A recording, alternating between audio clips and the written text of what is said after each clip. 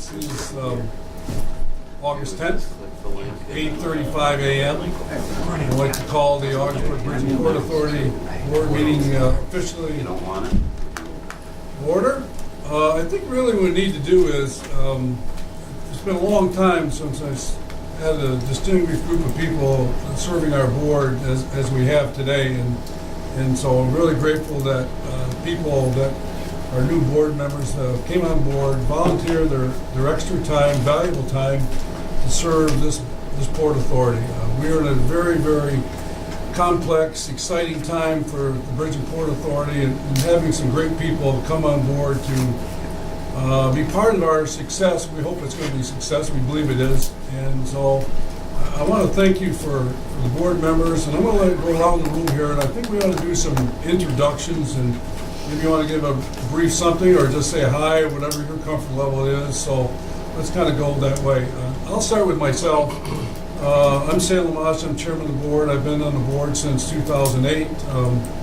I started off with a huge learning curve and found out exactly what the Port Authority was all about.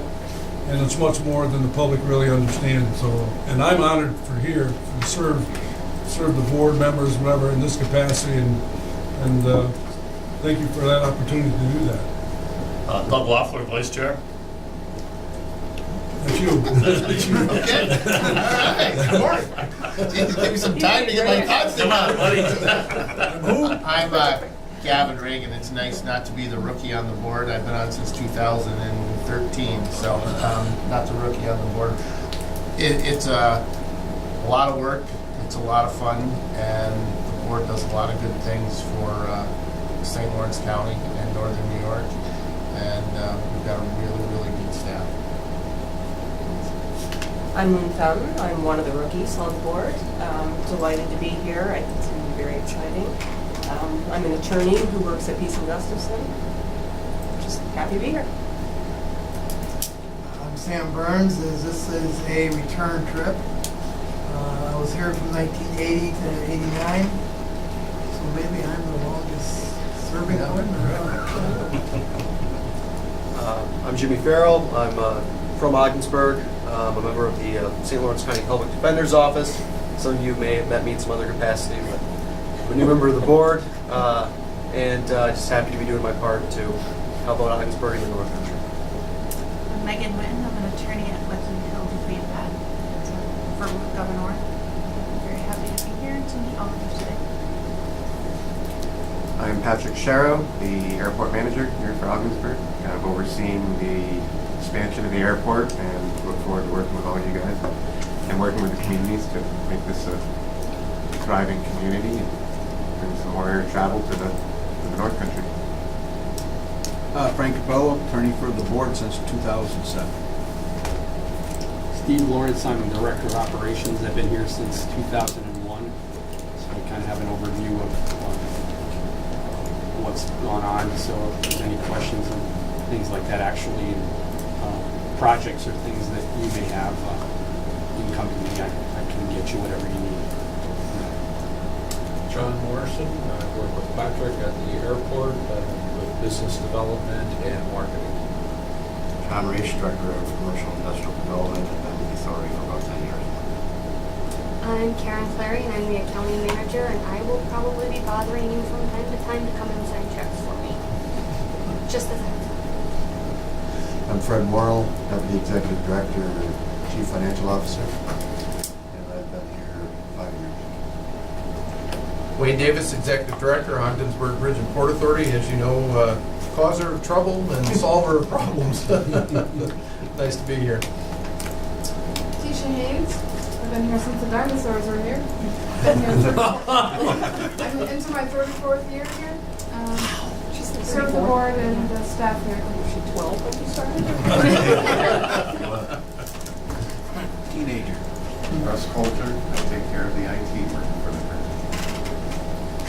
I'm Jeff Wood. I'm with McFarland Johnson. We're the airport engineer, and I'm responsible for kind of overseeing all of our activities at the airport. There's a lot going on right now. I'm Bill Verfus with McFarland Johnson, and I'm the project manager for both the airside work that's going on as well as the terminal. Well, for Jeff and for Bill, they've really been our staff for the last 3 years. We've done a lot of traveling and a lot of work behind the scenes to make the airport project a reality. Thanks for being here this morning, gentlemen. Okay, I think we're going to wait here a little bit. Do we have any letters of communication to the board? We do. We have several things. A thank you from the Lieutenant Governor for the tour. Our outreach to Congresswoman Stefanik's office regarding the vessel incidental discharge. We have documentation, which is very fortunate, from the Canadian Pilots Association that demonstrates a safety issue at the port. This was in advance of the accident that occurred at the port where the ship hit the wall, and it will all but guarantee that our project will be expedited with the Army Corps of Engineers. There's a note in there from the St. Lawrence County IDA regarding the non-support by River Valley Redevelopment Authority of our airport initiative. There's a discussion in there, a news article, where Senator Schumer visited the port, and a couple other related things like the fuel trucks at the port and so on. Nothing requiring board action. Okay, excuse me, board minutes, if any. Excuse me, before we move on, if I may. The letter from the IDA, I see recently in your report, John, that you were named as a member of one of the Regional Economic Development Council's subcommittees. Yep. Maybe that'll help next time around.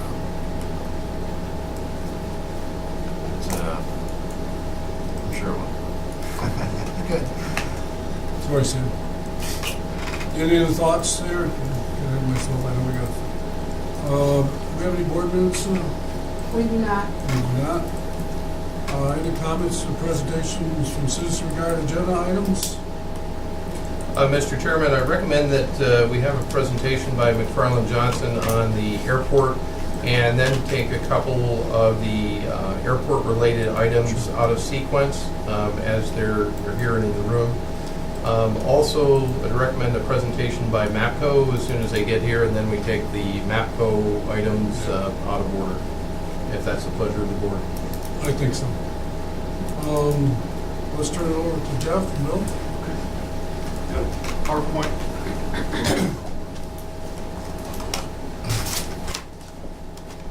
Thanks, Rose.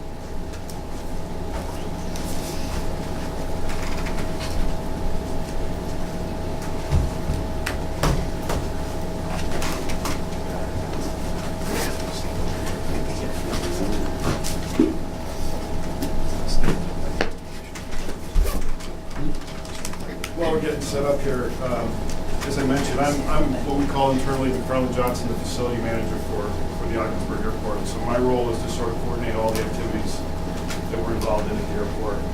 As you know, there's a lot of construction going on. But a big part of what we want to do with this presentation, and again, it'll be brief, just there's a lot of new faces in the room. We kind of want to bring everybody up to speed and give you a quick introduction to us, and kind of give you a real brief roadmap of how we got to where we are today. So with that, some of this would be old material for the folks that have been around a while. So I'll give you a quick introduction to McFarland Johnson. We'll talk a little bit about Airport Funding 101 because it is kind of a complex and competitive world that funds all these projects. We'll talk about the passenger facility charge, which is another mechanism of funding airport projects. We'll talk about how we got to where we are. And then Bill will give you a review of where we are exactly with construction and budget. So McFarland Johnson was founded in 1946, 70 years ago, this past April, which is pretty exciting. We have 9 offices. We're anticipating opening a few more. We're roughly 110 employees. It changes throughout the year as we bring on sequel staff for construction, inspection, and whatnot. If you look, you can't really see it, but we do have an office in Key West. There's a little logo there at the bottom of Florida. That's the one office I haven't made it to yet, but I'm making it my goal to get there this year. I don't need to go now, but February would be nice. So, there's a lot of things happening there, so we expect to see some growth there. We are 100% employee owned, and so what that means is all of our employees have stock in the company. It's a retirement plan for us. The company buys the stock back from us when we retire. So we have a very vested interest in being successful and having long-term relationships with our clients. And we've been good at doing that. We have clients who've been with us almost from the very beginning. So it's very important to all of our employees that we do a great job for you and they hire us again and again and again. It's a great motivator because every single employee, from the receptionist to the entry-level CAD operator to the CEO, have a personal vested interest in making sure the company does great work. And we take that very, very seriously. One of the neat things about our employee ownership program is that my share of stock has the same value, power, whatever, as the share the CEO has. So we're all sort of on a level playing field from that perspective. We take our core values very seriously. We went through an effort probably 10 years ago or more now to really take a hard look at our core values. What is McFarland Johnson about? Where do we want to go? And we came up with these 6 items. You'll see these signs throughout our offices hanging in people's cubicles. We live them, we breathe them. We're about innovation and sustainability, both from an environmental perspective, from a company perspective, client service, employee engagement. We want to be one company. We are one company. We want to be entrepreneurial. We live this, we breathe this. This is our creed that keeps us going every day. So, Jeff, do you have, for engineering, is there reciprocity in engineering degrees from state to state? I know is there certification requirements for each state? you have to get licensed in each state. Each state, so everybody has to. Certainly. So, yeah. But like I said, we take this very, very seriously, and you'll see these signs all over all of our offices in the QS. You see us in the aviation world, but we do much more than that. We're involved in a lot of bridge work throughout the Northeast in particular. We do buildings and facilities. The photo on the top right there is a Sikorsky facility that they use to modify or customize Black Hawk helicopters. There's a funny story about that we'll get into today. We've developed quite a name for ourselves doing what's called accelerated bridge construction. We've done a number of projects in New York and New Hampshire where we've done bridges in a matter of days. It's all precast panels and stuff. And I see a lot of interest from people talking about that. It's something that New York State DOT has started taking another look at because we all know bridge projects can have a huge impact on traffic patterns, particularly in urban areas. The project on the bottom right is what we call affectionately the Kamikaze Curve project in Binghamton. That's where Route 17 and I-81 come together. If you're familiar with Binghamton and all, that's about a $300 million project. And that's been under construction for about 3 years. It's got, I think, 3 more years to go. It's a big project. It's been a huge issue for the community. We do a lot of environmental work, as you saw through the airport project, but we also do work for highways and private developers. We do quite a bit of private work in the help the sites that we develop. And we're doing commercial buildings, golf courses, and that sort of thing. And we've been doing quite a bit with airport sustainability. That's not a hot topic for 5 or 6 or 7 years now, I guess.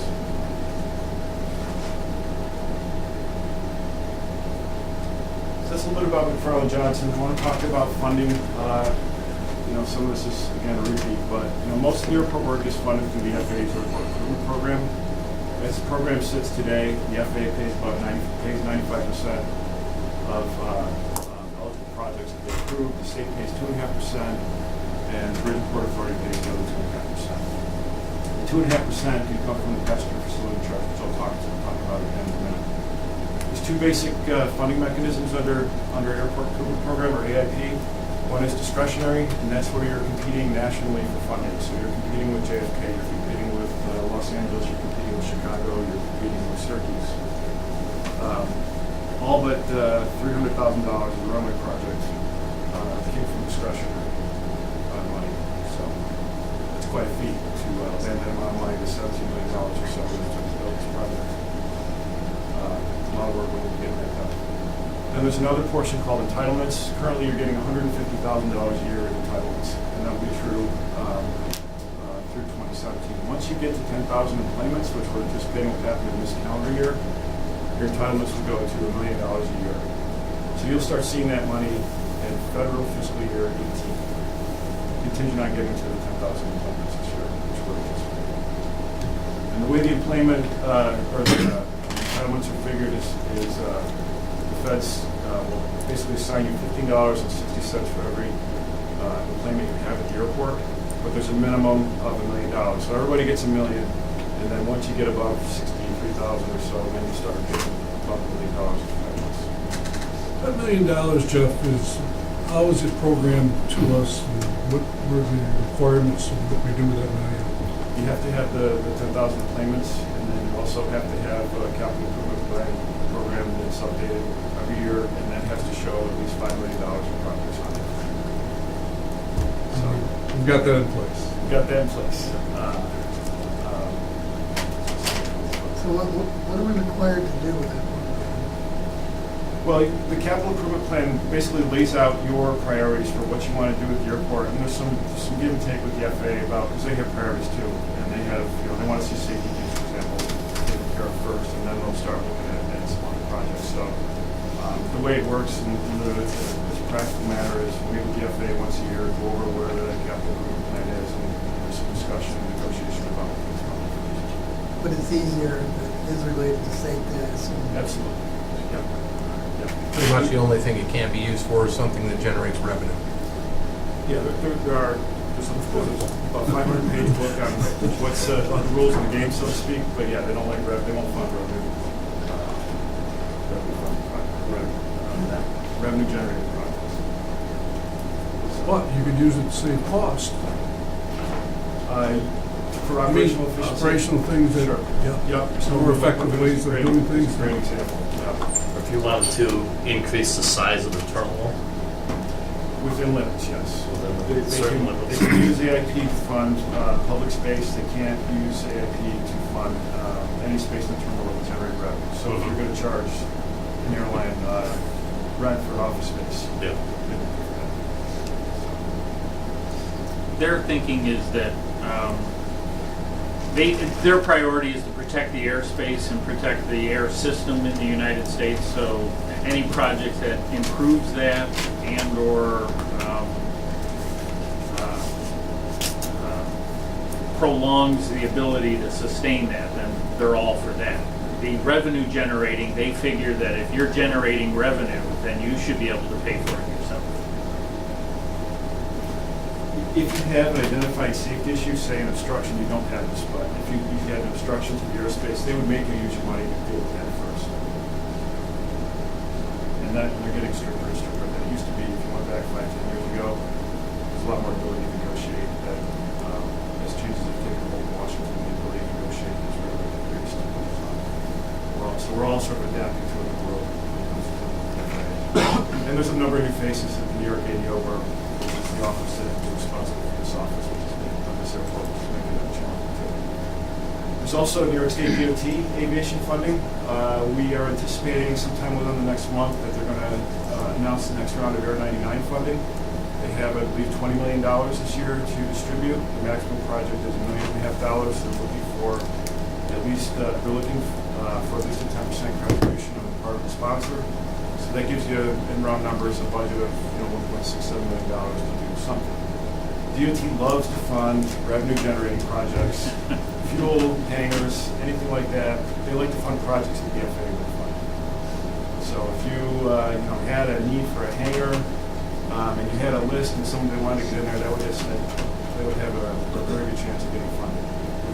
We've been successful getting funding for lots of fuel projects and hangars for most all of the standards. And that program we anticipate will be announced before the end of the summer for 2016. So something you wanted to think about. And the last mechanism is the passenger facility charge. That's now a $4.50 charge that the airlines will charge people who buy tickets that fly out of Ogdensburg.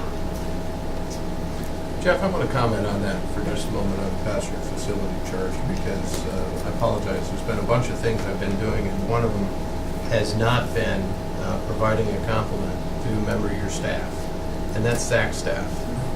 Now, Zach originally is the one, in combination with Rick Lucas, that identified that we weren't charging PFCs. We started charging PFCs at the $3.50, and then it was updated to $4.50. And all Allegiant tickets should have been sold with that $4.50 charge. Now, we're distracted with a lot of different things going on here, with construction projects, with the port, and everything else. Now, Zach took it upon himself to check and make sure that Allegiant was charging that $4.50. and they weren't.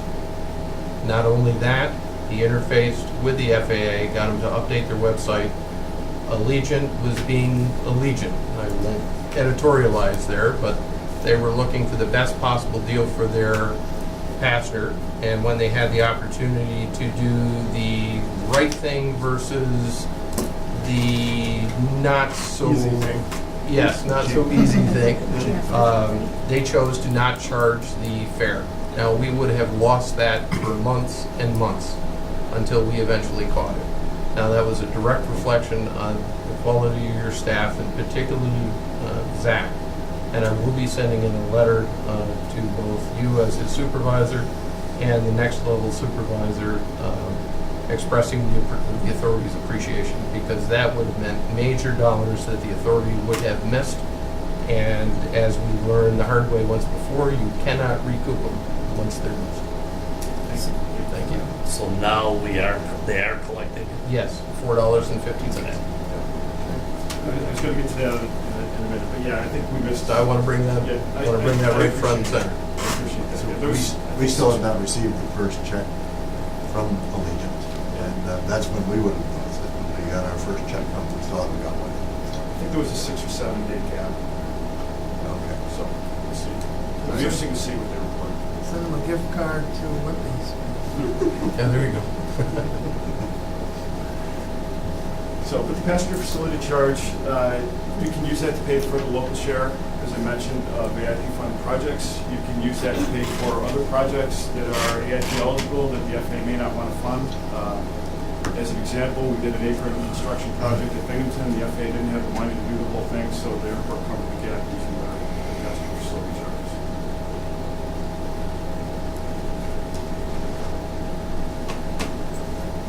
So this is where the July 1st, 2016 sort of comes into the thing that Wade just mentioned. There was some sort of a lapse there for about a week where perhaps the correct passenger facility charge was not collected. We are very anxious to see what the region reports to see what the impact of that might have been. So that's in place though, so that's all good. PFC number 2 is another, it's called the PFC application. We expect that to finish collecting on PFC number 1, start collecting at PFC number 2 in April. And that reimburses for many of the past projects. And the reason that was done is that it's a lot easier to administer than trying to move forward. You've got eligible projects. There's an authority they can pay for over the years, the PFCs cover that local share. Included the big project in that, though, is reimbursing for the local share, the authority share of the road extension project. So, Jeff, will we just let that go? We'll just say there's 10,000 complainants that we lost. Do we just let that go? Or do we ask them with goodwill or whatever to whatever their rational reason is, or we just let it go? I think you go back. They should have collected it. There was a glitch. Part of the glitch was at the FAA, but the airline knew. They were, they've been coordinated with. They've known this change was coming all along. There's really no reason for them not to know. They had the FAA letter in hand instructing them that the amount had changed. The FAA, however, did not update a spreadsheet on their website. That spreadsheet on the FAA's website, while not the official thing, was what Allegiant was using to determine their passenger fare charge. You could be talking $15,000 to $50,000. I don't know what that number could be. I don't know. Yeah, Crazy really, number. without knowing how many tickets they sold in that week, it's hard to know. More than 10 tickets, maybe? I would hope. I would hope it's in the thousands. Well, no. Well, we should be able to determine that with the first check. Right. The first check will be broken down at, X at 350 and Y at 450.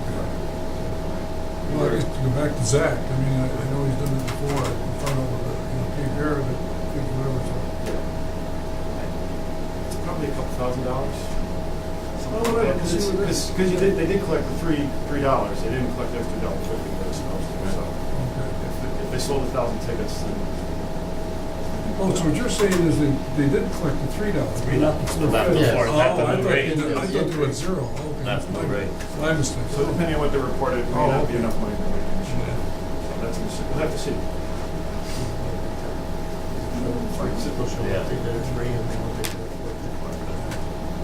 So that PFC, the final approvals, that should all be in place for anticipating August 20th. They have 30 days to, the FAA has 30 days to approve those applications, and typically what happens is on the 29th or 30th day.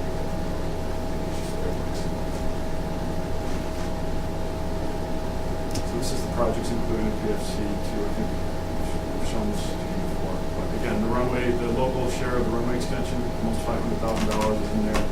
And also the administrative cost for the PFC program can also be reimbursed through the PFC program.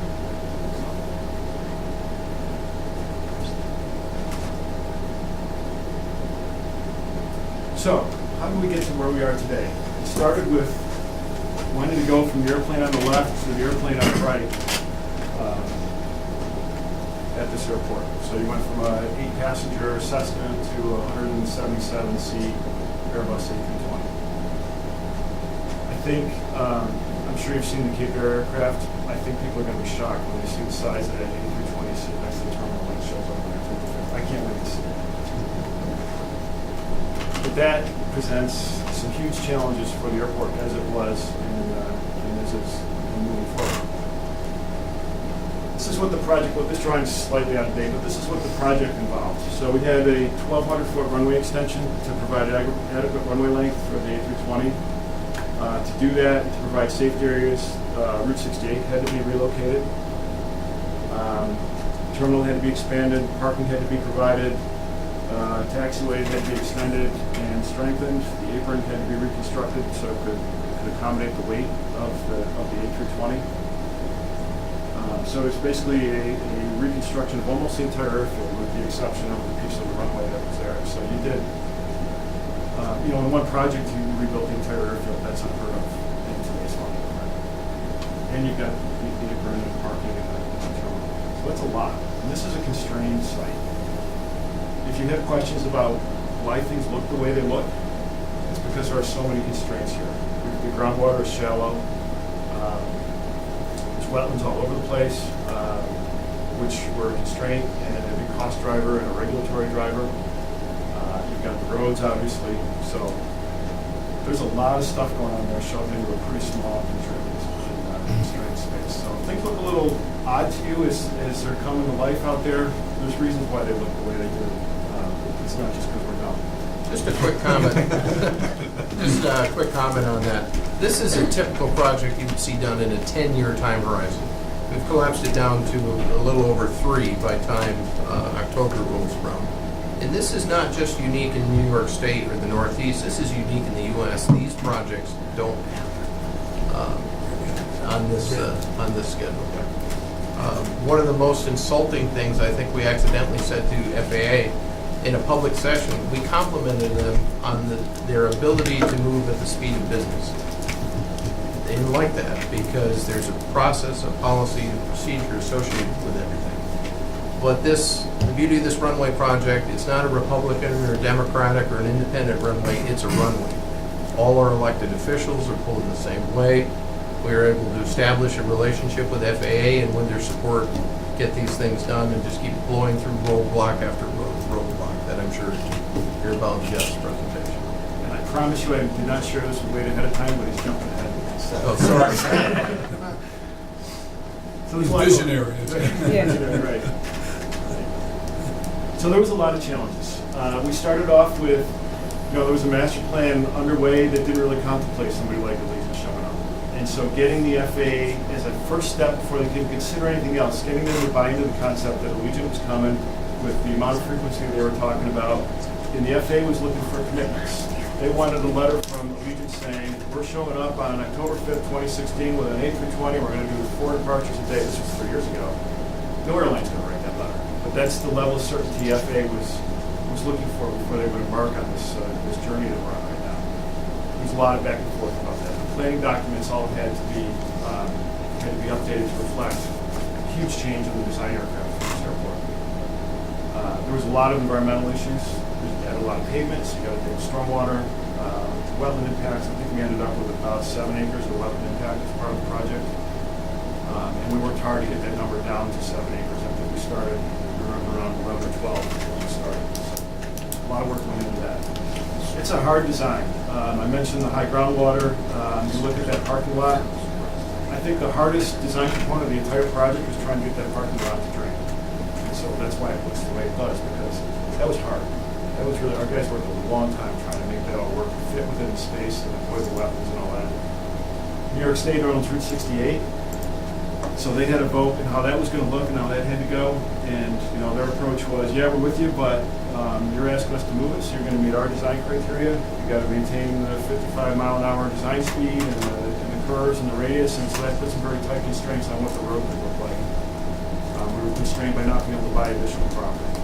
Jeff, let me go back a second, before we come out drainage or whatever. I noticed that, I call it a reservoir, or whatever you want to call the name for it, where it drains in there. I see cattails and things starting to grow already. Should we do something about that before it becomes designated as a wetland in its own? You need to keep it maintained, as long as you maintain it. Okay, so we need to do something about it. Yeah. Make sure the drainage continues to work and mow it. And then, if you abandon the maintenance of it, and it turns into a wetland, then you're going to be stuck with it.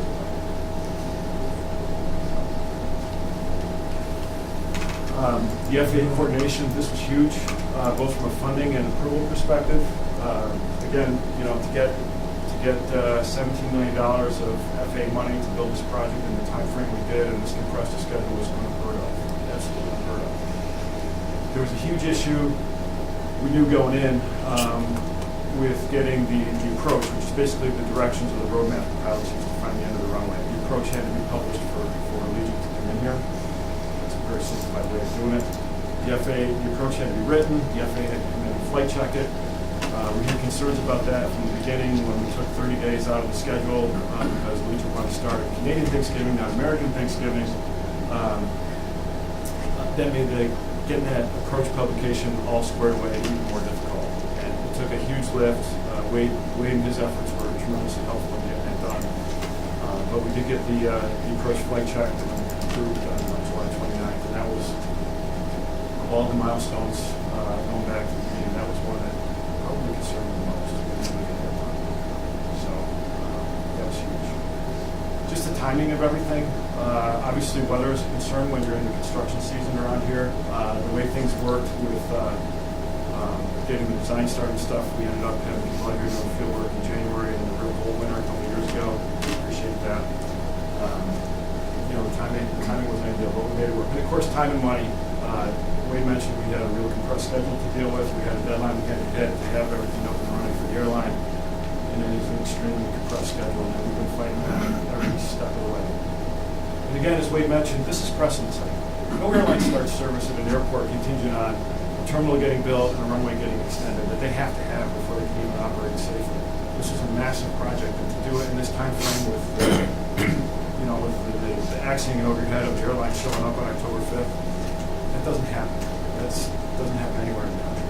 Jeff, along those lines, whatever, we've gone through this in the past, whatever, when we get to commencement of service, whatever is, how do we tell our story? Because I think when I talk to people at airport conferences and stuff, you got to tell this story because people aren't going to believe that a little community of 11,000 people tackled this giant of an industry and made something happen. We need to do this. When we talk about as a board, so how are we going to do that? I think it's a very important aspect, whatever. I always laugh at him because I watched the work that Wade has done along the way. And I would say I wouldn't even know what the stack of papers would look like and documents that you had to go through. We've gone through whatever.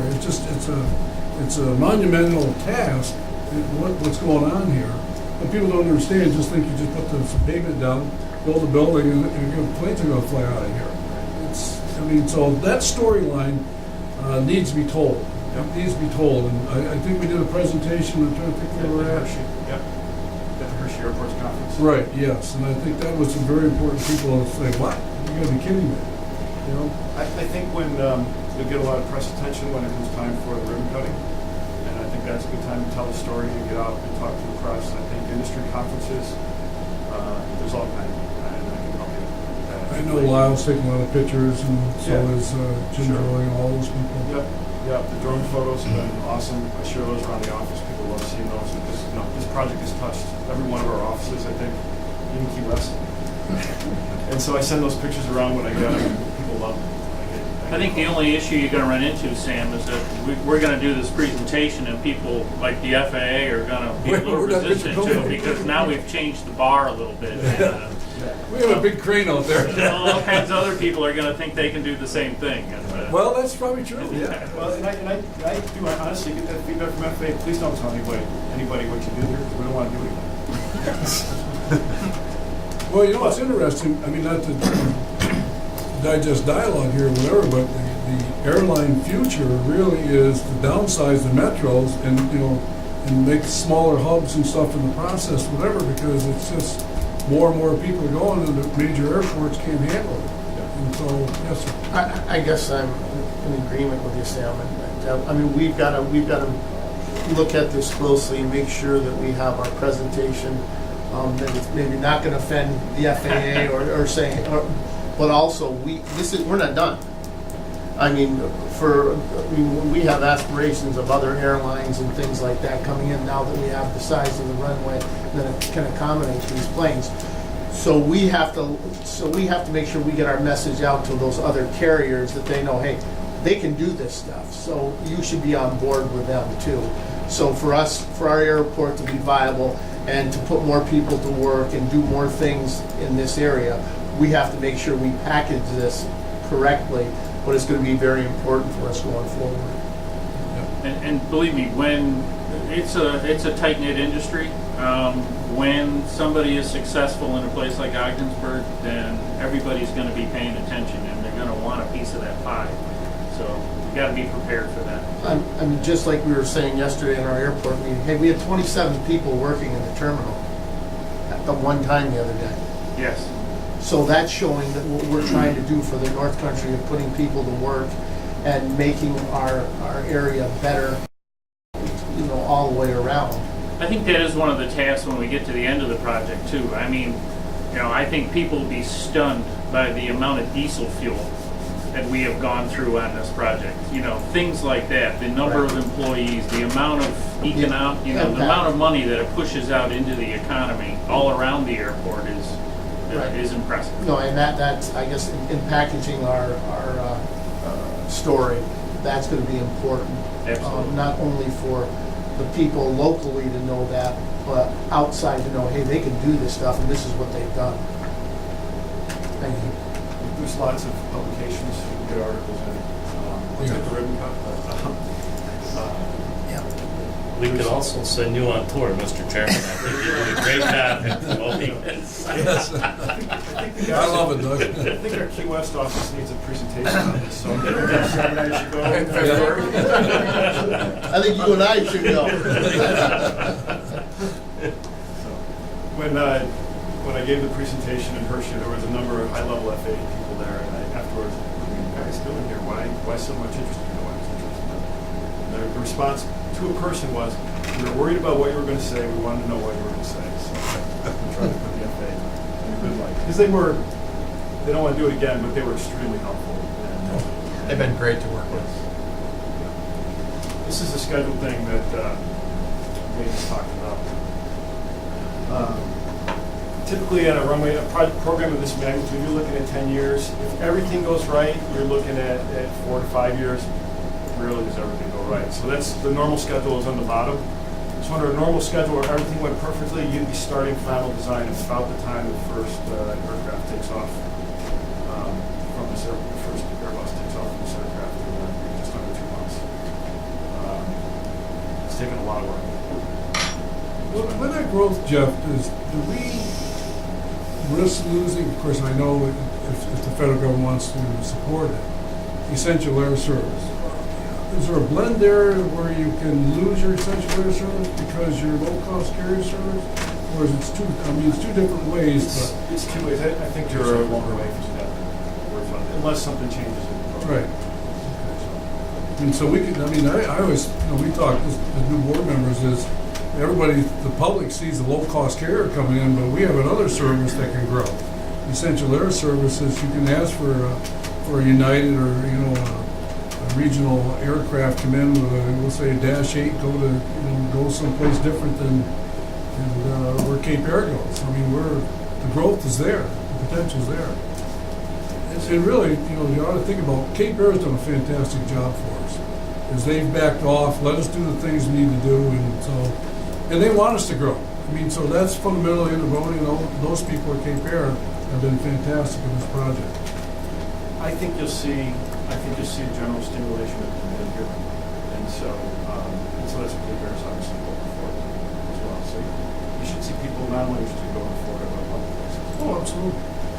As an example, Plattsburgh also has essential air service. They're doing about 140,000, 150,000 employees a year. So you can accommodate both.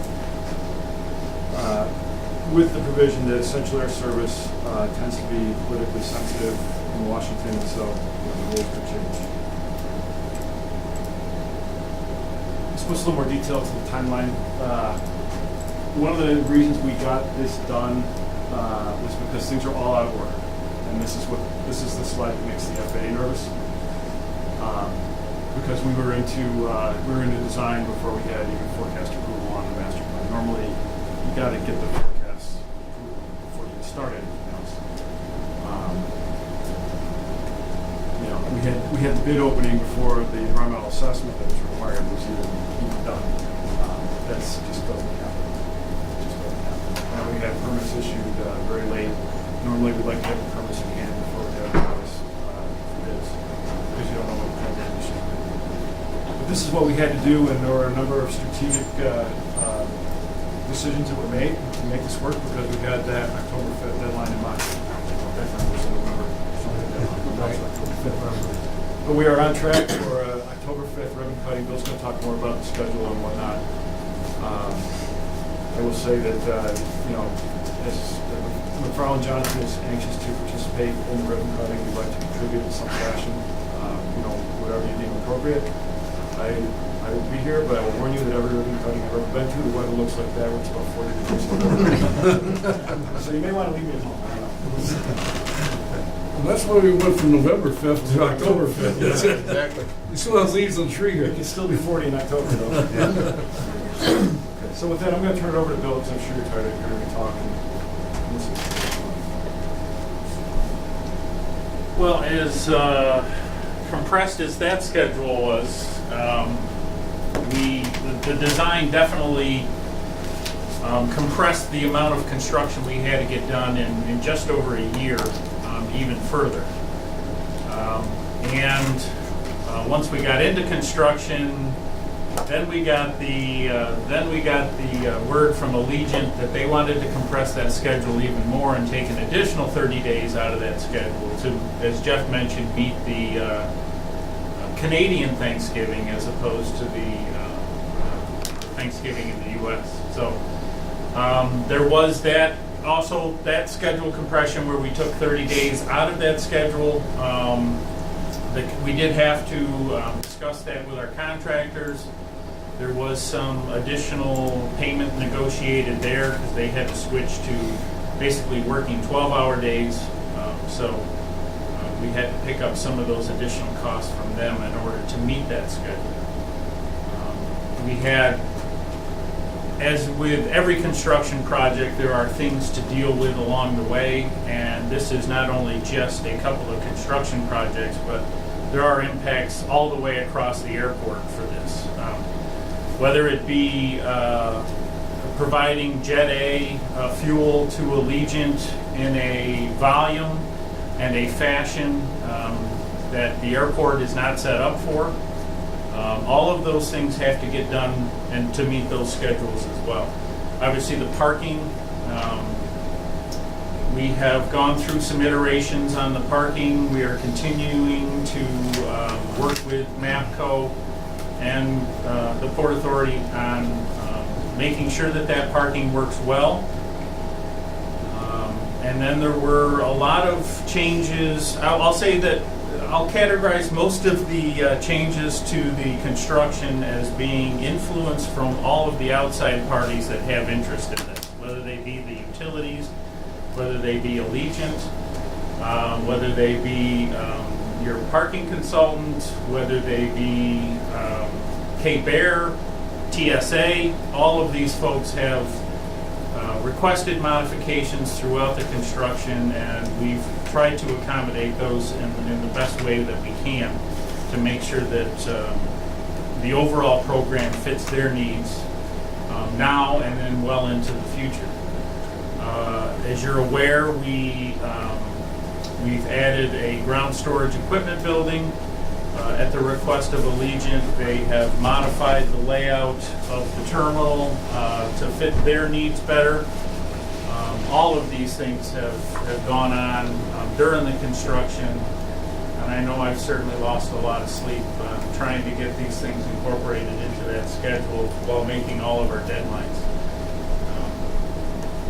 I'll even say that losing that 30 days, we went back with the airfield contractors and had to rearrange all of the construction phasing to come up with a method that would allow them to do that and do it in a reasonable fashion that didn't impact the airport to a greater extent than was necessary.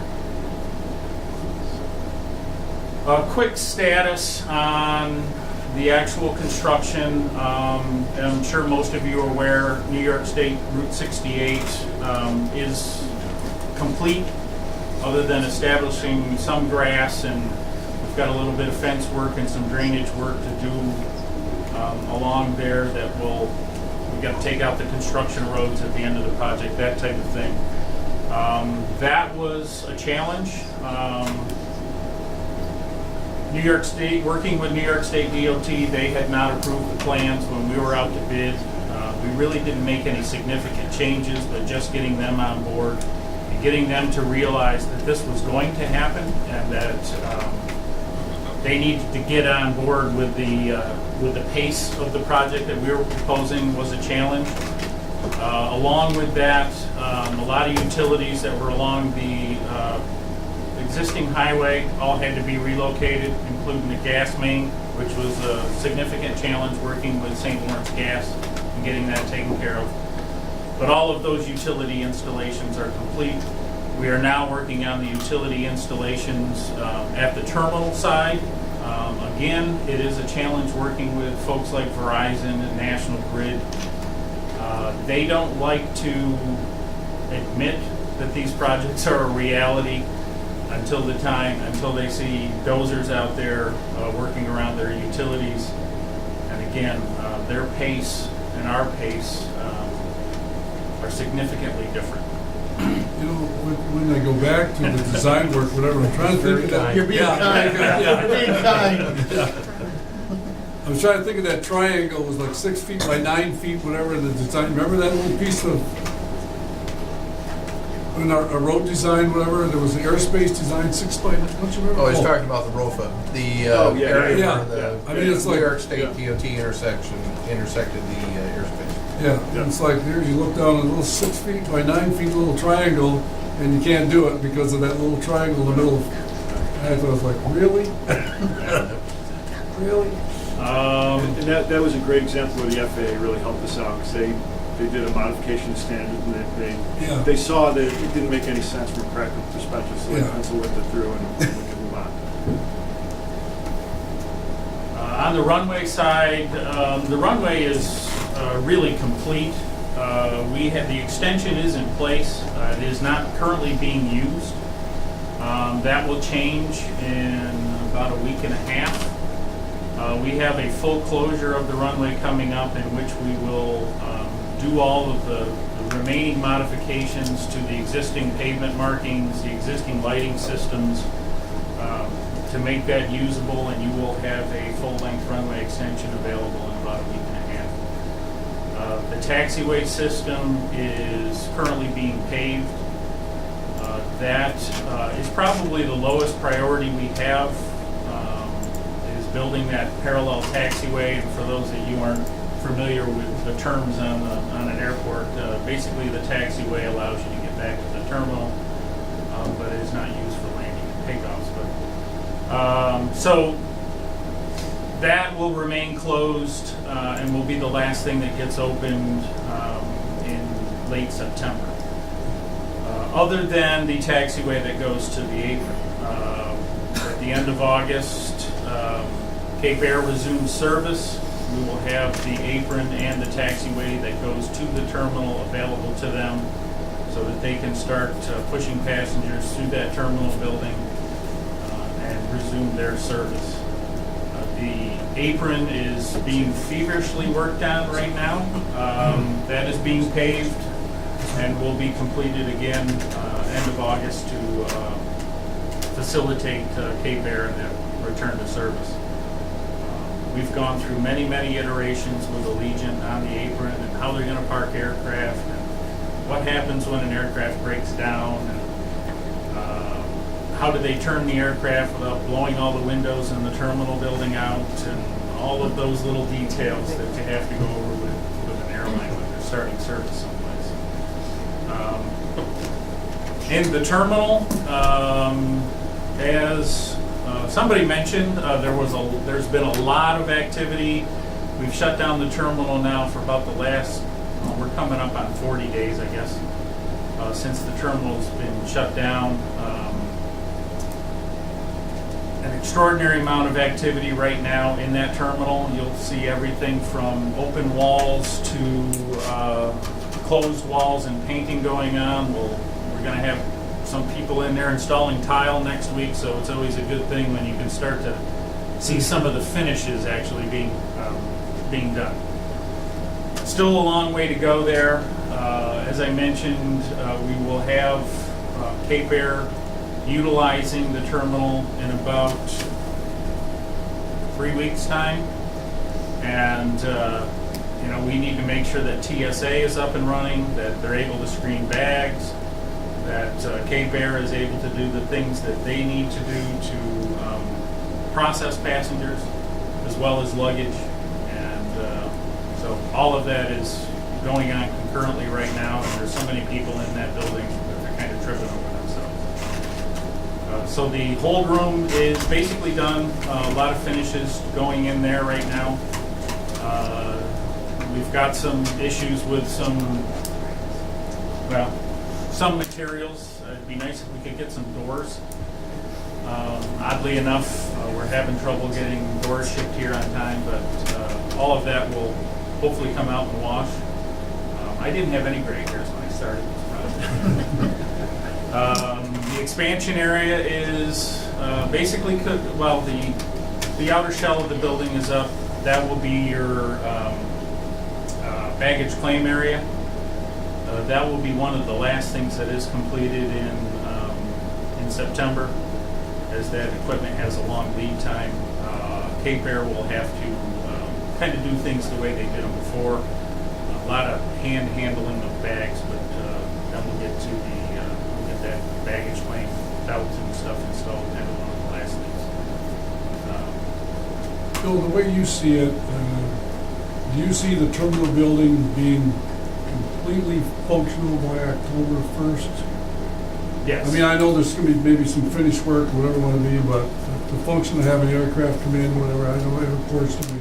Yes, the way the contracts are written, we've got significant liquidated damages in there. We've got a lot of incentives for the contractors to be completed on time. Obviously, we all want to see that happen. Yeah. I think the way I see it right now, we've stayed on this schedule pretty well. The air side has actually been ahead of schedule for most of the project, and that's somewhat due to the really kind weather we've had this summer as far as construction. It hasn't been kind on your lawns, but it's been pretty good for paving. So that is that's been to our benefit. There is a lot of stuff going on in that terminal building that all needs to come together over the next 45 days. We don't. I have concerns. I don't see them coming to fruition where we don't have a fully functional terminal building, but that's the stuff that keeps me awake at night. So making sure that all of that happens. But as I mentioned, the baggage handling stuff is a concern. Just because of the long lead times, we need to make sure there's some items, odd things like doors, that just getting deliveries on time is what we have to track very, very closely.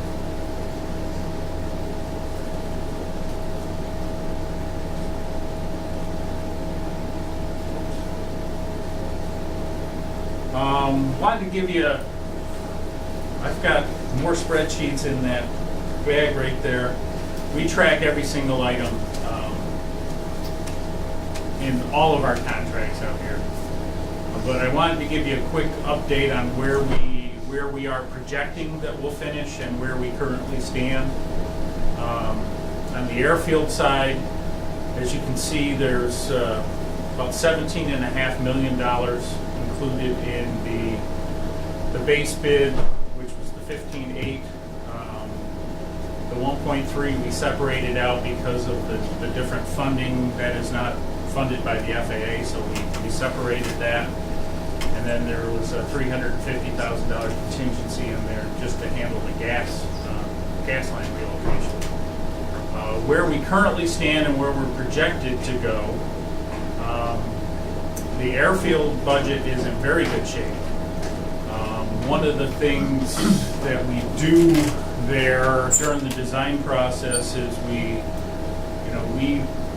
calculate our materials based on full tolerances. If you're allowed to put in 4 inches of asphalt, we'll calculate that 4.5 because of the tolerance. So that gives us a little bit of fluff there. With even some of the changes that we have, we're projected to be just over $300,000 under on that budget. The gas service was over by $57,000. That is an AIP eligible number, so we can combine that with the airfield number. The parking changes right now, we're at about $45,000 over the original budget. And that does include some of the changes I think that we were going to talk about later. And then we included in that the ground storage equipment building that was approved a couple weeks ago. I just included the site work piece of that as the remainder of that comes out of your budget separately. So, and then there's a bunch of miscellaneous changes. We did some installations for water and sewer to accommodate those hookups to the terminal building in the future without having to rip up pavement.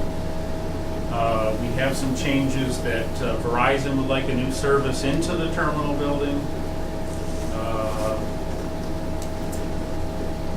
Included in the site work, we added the propane tank installation as well as some changes to the fence. Some of those are AIP eligible, including the fence, so a piece of that $152,000 we can get paid for through the federal funding. The net sum of that is about a $22,000 change, which is, in my world, is right on budget. If I have to place decimal points, 0.01% of the original bid is, we're in pretty good shape. The unfortunate side of that is that a lot of those costs are not AIP eligible and do fall back in some of the funding that you'll get from the state or in your lab. So, on the terminal side, bid price was about $3.6 million. We've got change orders totaling about $182,000. A lot of those changes are driven, again, by those outside factors that I talk about. Changes that Allegiant has requested, reconfiguration of space. TSA has requested changes. We've got a lot of IT changes that have happened. So with that, we're at about 4.9% of the original bid price. I will say that this is renovation of an existing building, which is always more difficult than building a brand new building.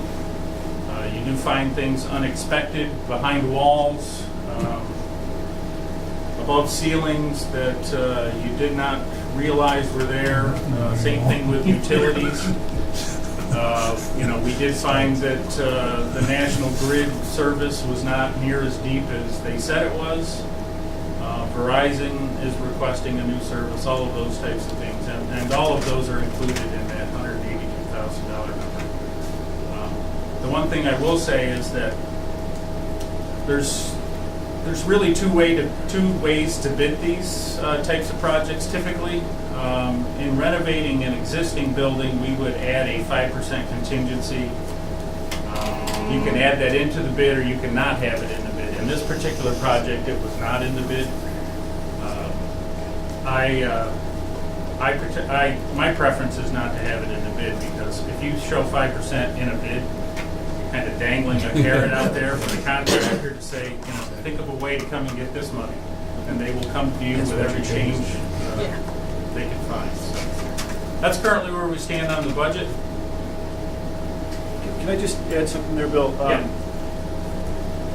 All these changes, especially the ones that, all these changes, it's a challenge managing that construction schedule, and our folks are flat out just trying to manage the construction of what was bid, and adding all these changes into their schedule for the design and everything.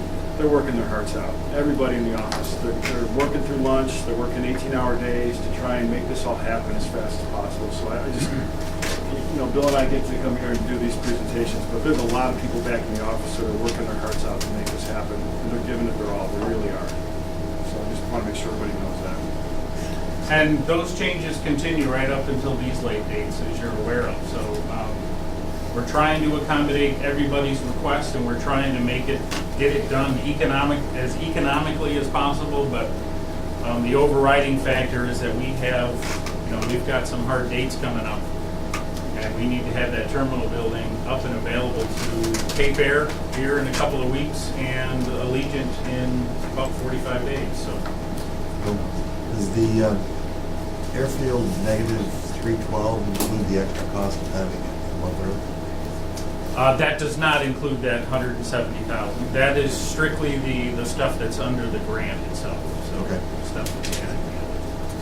So, Bill, is that 3.6 million and 182,000 hour cost? 100% on us.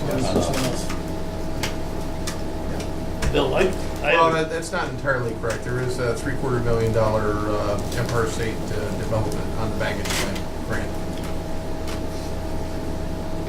I have a question, and when you guys were here the last time, I addressed it, and you just mentioned it a couple of minutes ago. The National Grid lines, the lines that weren't deep enough. Did National Grid, did they go out and inspect that? Whose responsibility is that?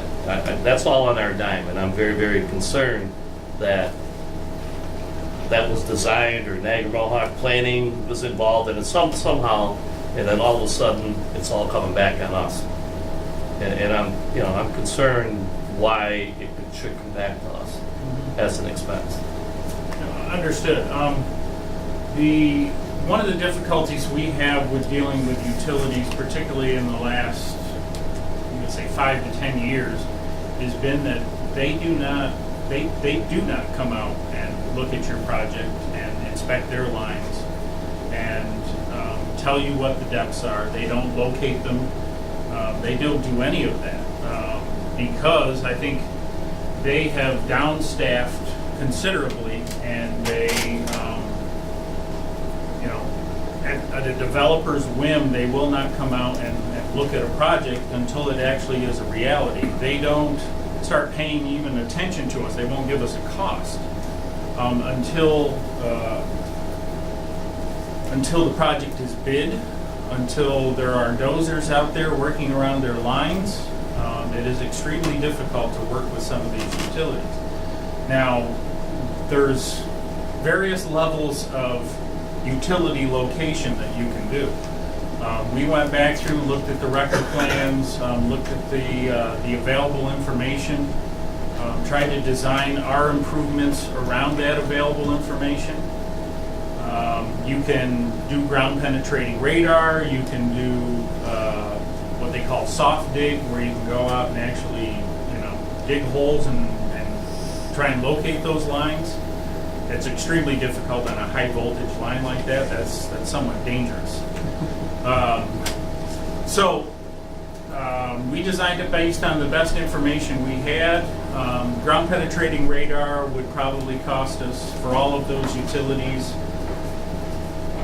probably $25,000-$30,000. If we did the soft dig, that adds maybe another $20,000 to that. So now you're in the range of, you spend $55,000 in the design process to do something that you have decent records on that say that it's deeper than what actually occurred in the field. One of the things that National Grid said when they came out, when we located the line, was, you know, this should have been a lot deeper than it was initially. So they want a new service, and we're trying to accommodate that new service.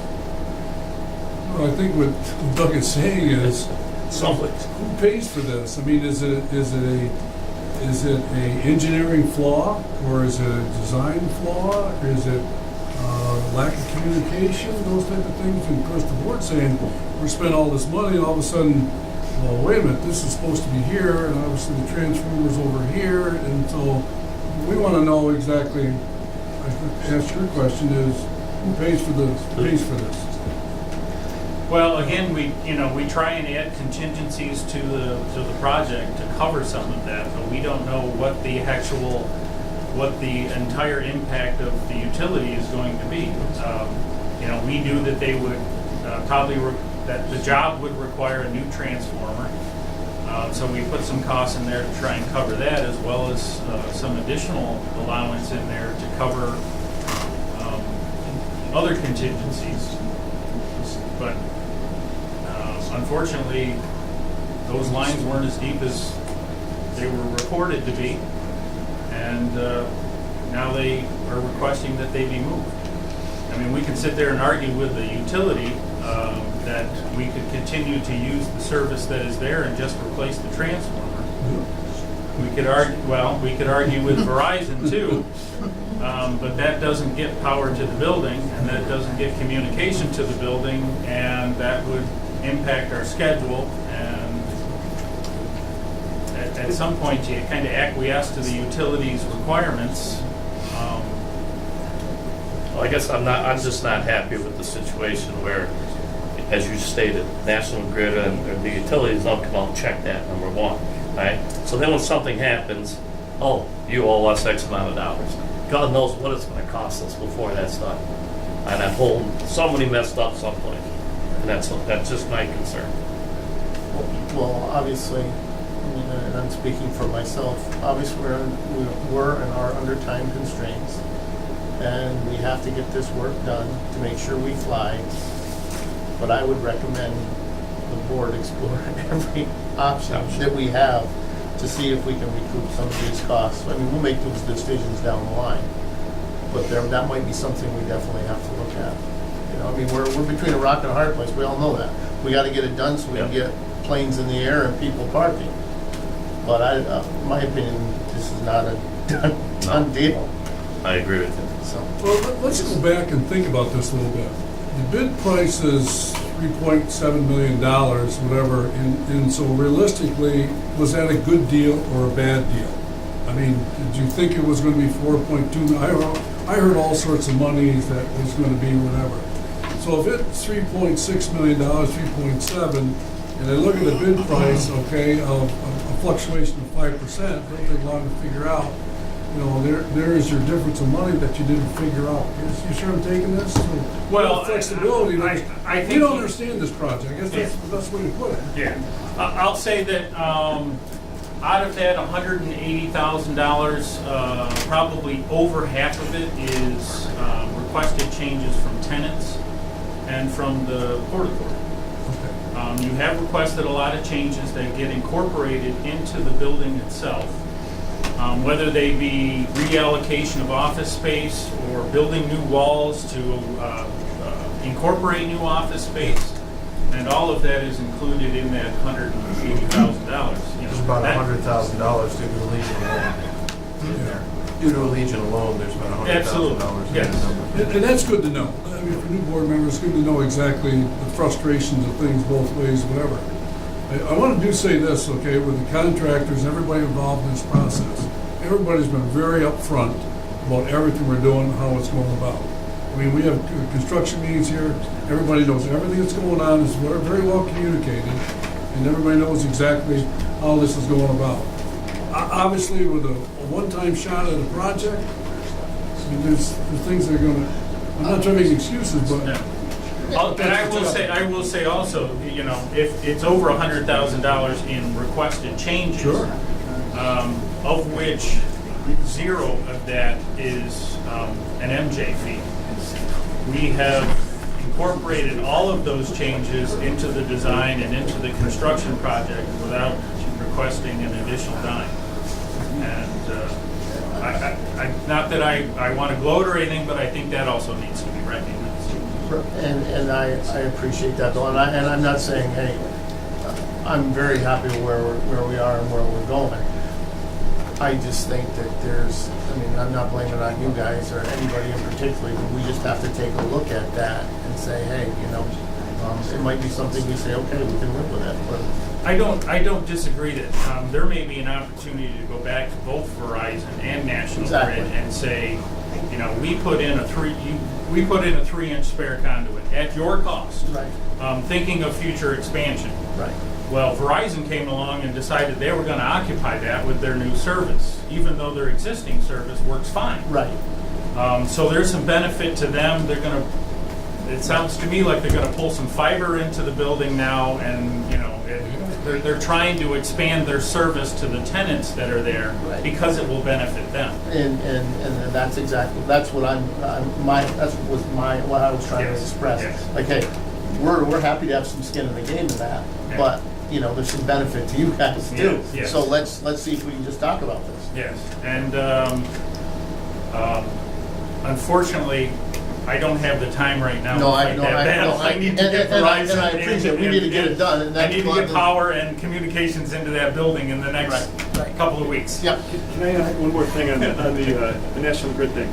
If we had spent the $20,000 or $30,000 or $40,000 to locate that line during the design process, you were going to pay for relocating it, because there's no way to avoid it. It's not like it was something that could have been avoided. Right. It had to get, it was always in the project, we just didn't know about it until, you know, we didn't know the details of that until Bulldozer started running. But if it had been known through the ground penetrating radar, it was going to be in the bid, and it was going to increase the bid prices by, you know, whatever amount, so.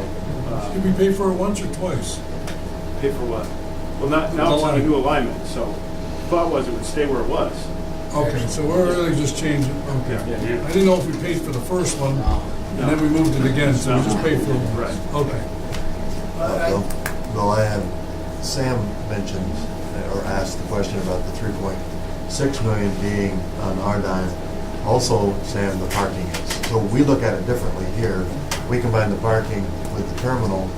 It's combined that way because that's the way it was bid. Marcy got the bid to do the top part, and then the others received that. But when we look at it, we add the parking with the terminal because that's all us. So we're looking at over $4 million. We're looking at close to 6. Close to 6. But if you add those two together, you get 5. Yeah, there are things that I don't have that we don't have in our contract, you know, the GSE building itself. I added the site work in there just to try and keep everything. But to go back to what Gavin said or implied, is as we move forward with this, do we now have room for expansion for Verizon and National Grid that we're not going to have to go back in a year or two and do another modification? Well, you will have new services into that building that do have capacity in them, yes. Whether or not, you know, you increase the power, you don't have power requirements, you probably need another transformer, but you do have. There's room for expansion right now. Although we're getting very close on the power requirements, because we have to light the GSE building. Allegiant has block heaters for all their equipment need to go in there, so. Let me comment on the terminal in general.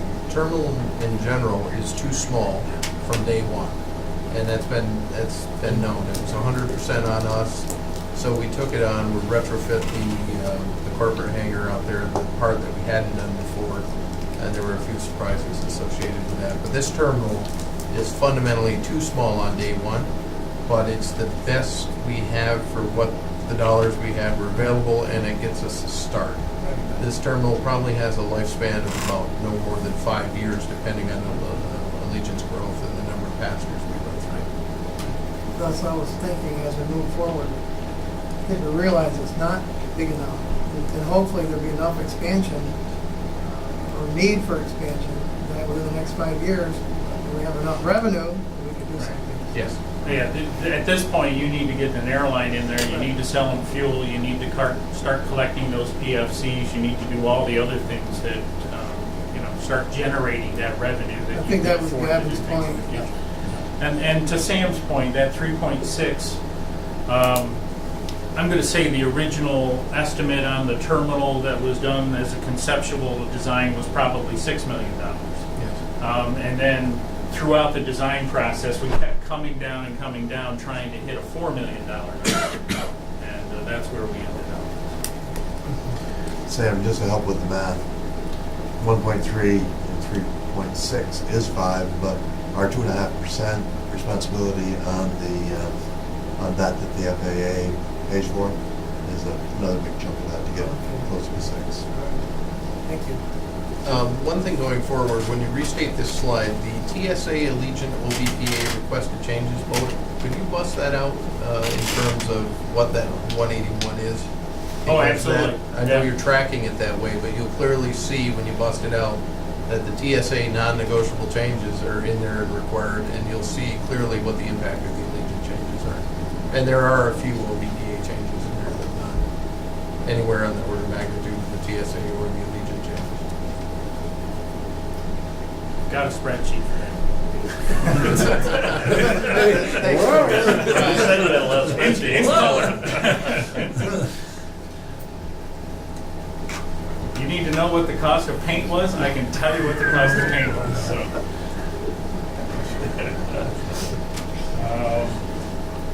I may ask for that now. Just to, and I don't know, Jeff, you want to jump in here too, but, I think one of the things that, and I think the community is well aware of it, as well as the folks around this table, is just the economic impact that this magnitude of construction has on a community. We all have our own little stories. Jeff was here last night. I came in this morning, but he was out to dinner and just folks talking about the project and the effect that it's had on the community. The number of hotel rooms that both my staff as well as all the contractors have here, all the local employees we have out there working.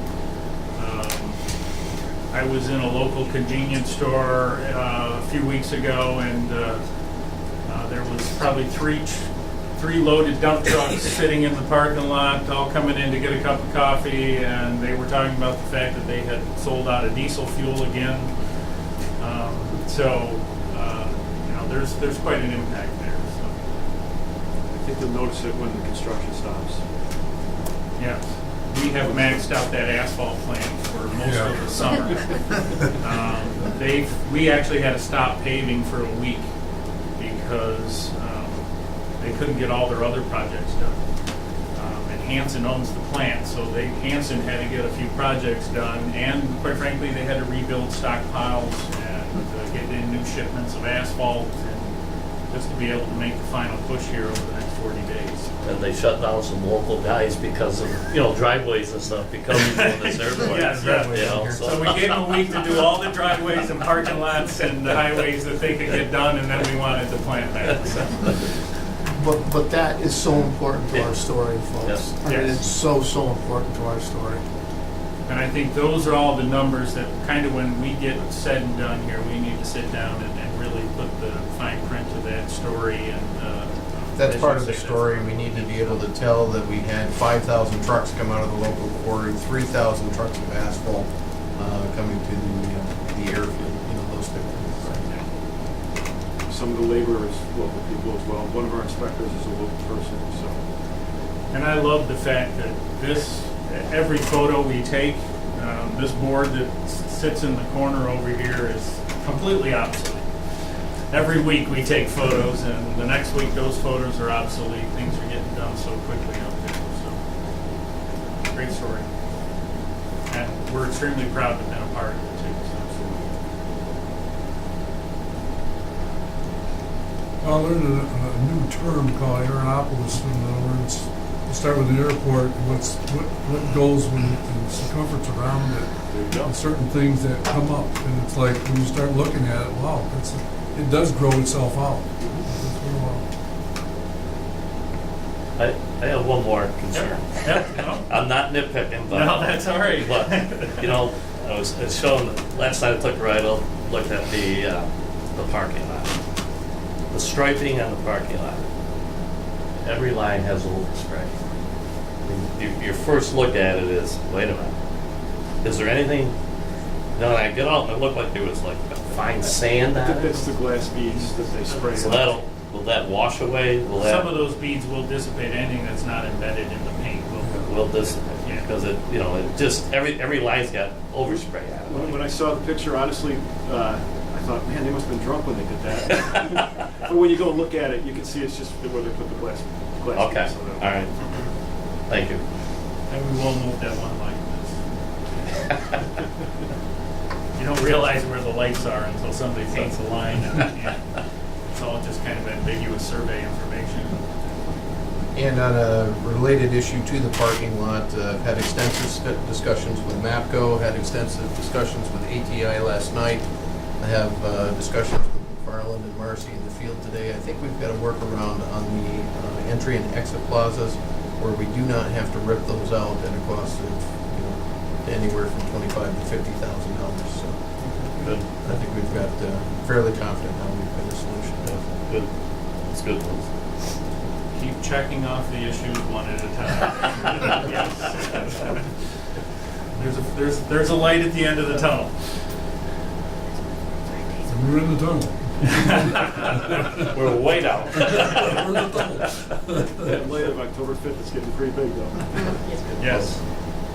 You know, it's interesting, the dynamics of people who envision this, whatever we started 3.5 years ago, and you start seeing, lots of time, and it's all of a sudden at the end, I mean, it's kind of scary. It's kind of scary to think about all the things that we visualize, but you realize how much time it really takes to... I never once thought there was lots of time.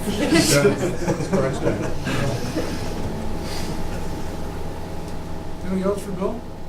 Jeff?